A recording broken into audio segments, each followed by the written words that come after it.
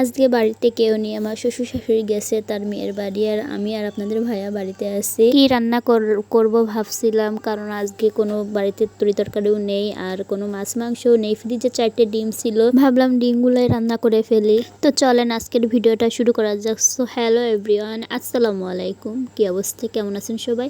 আশা করি আল্লাহর রহমতে সকলেই ভালো আছেন। আলহামদুলিল্লাহ আমরাও ভালো আছি। আমি রাইস কুকারে চাল ধুয়ে দিয়েছি। এদিকে আমি 4টে ডিম পলিথিনে বেঁধে রাইস কুকারে চালের মধ্যে দিয়ে দিচ্ছি। আমি যদি ভাত রান্না করার সময় ডিম দিই, তাহলে আমি এভাবে পলিথিনে বেঁধে ডিমগুলো দিই, তাহলে আর ডিমের গন্ধ ভাতে ছড়িয়ে যায় না। ভাতের মধ্যে ডিম দিয়ে দিলে কিন্তু ভাতে কেমন একটা গন্ধ ছড়িয়ে যায়। এই জন্য আমি সবসময় পলিথিনে বেঁধে ডিমগুলো ভাতের মধ্যে দিই সিদ্ধ করার জন্য। যখন আমার সময় থাকে তখন আমি আলাদাভাবে সিদ্ধ করি, কিন্তু আজকে শর্টকাট ভাবে রান্নাটা করছিলাম, কারণ আজকে আমার মেয়েটা খুব বিরক্ত করছিল রান্না করার সময়। এই জন্য আমি রাইস কুকারে চাল ধুয়ে দিয়েছিলাম। এদিকে আমি ডিমগুলো পলিথিন ধরে উঠিয়ে নিচ্ছি। ডিমগুলো একটা ঠান্ডা পানিতে দিয়ে দিচ্ছি ডিমগুলো ঠান্ডা হওয়ার জন্য। এবার আমি সবগুলো ডিম পলিথিন খুলে পলিথিন থেকে বের করে দিয়েছি। ডিমগুলো ঠান্ডা হয়ে গেলে এবার আমি ডিমগুলো এক এক করে সবগুলো আমি ছিলে নেব। সবগুলো ডিম আমি এক এক করে সবগুলো ছিলে নিচ্ছি। এই তো আমার ডিমগুলো ছিলা হয়ে গেছে। এবার আমি সবগুলো ডিম পানি দিয়ে ভালো করে ধুয়ে নিয়েছি, ধুয়ে একটা বাটিতে উঠায় রাখলাম। এই তো আমার ডিম ছোলা হয়ে গেলে আমি চুলায় চলে এসেছি ডিম ঝোল রান্না করার জন্য। আজকে একটু ভিন্নভাবে রান্না করব, এই জন্য আমি ডিমগুলো মাঝখান থেকে কেটে ভালো করে ভেজে নেব। এখন আমি হলুদ আর লবণ দিয়ে ডিমগুলো ভালো করে ভেজে নিচ্ছি। ডিমগুলো আমি হলুদ লবণ দিয়ে ভালো করে কড়া করে ভেজে নেব, ডিম ঝোল করার সময় যাতে কুসুম বেরিয়ে না যায়।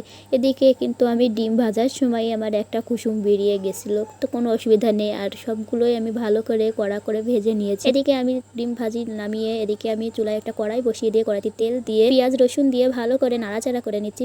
আজকে কিন্তু আমি পেঁয়াজ রসুন বেটে দিইনি, সবগুলো কুচি কুচি করে কেটে দিয়েছি। ওই তো বললাম না আজকে শর্টকাট ভাবে রান্না করেছি, এই জন্য আজকে কোনো বাটাবাটির ঝামেলায় যায়নি। আজকে সবকিছু কুচি কুচি করে কেটে দিয়েছি। এদিকে আমি রসুন পেঁয়াজ সবকিছু ভালোভাবে একদম ব্রাউন করে লাল লাল করে ভেজে নিচ্ছি। ভালো করে এই তো আমার লাল লাল করে ভেজে নেওয়া হয়ে গেছে।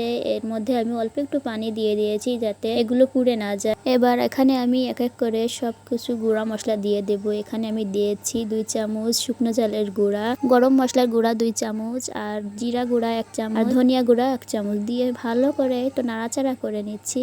ভালো করে মশলাটা আমি কষিয়ে নিচ্ছি। আস্তে আস্তে চালতে ভালো করে মশলাটা আমার কষানো হয়ে গেলে এবার আমি স্বাদ মতো লবণ দিয়ে দিচ্ছি। অল্প একটু লবণ দিয়ে হলুদ দিয়ে ভালো করে নাড়াচাড়া করে নিচ্ছি। ভালো করে নাড়াচাড়া করে নিয়ে এবার পানিটা যখন বলক এসে যাবে তখন আমি ডিমগুলো দিয়ে দিচ্ছি। এবার আমি ডিমগুলো কিছুক্ষণ জাল দিয়ে নিচ্ছি। জাল দিয়ে নেওয়ার পরে আমার ডিম রান্না হয়ে যাবে। আমার মতো কারা কারা বাসায় কেউ না থাকলে শর্টকাট ভাবে রান্না করে খায়। তো আজকের ভিডিও এই পর্যন্ত, দেখা যাচ্ছে নেক্সট কোনো ভিডিওতে। তো ততক্ষণ সবাই ভালো থাকবেন, সুস্থ থাকবেন। আল্লাহ হাফেজ।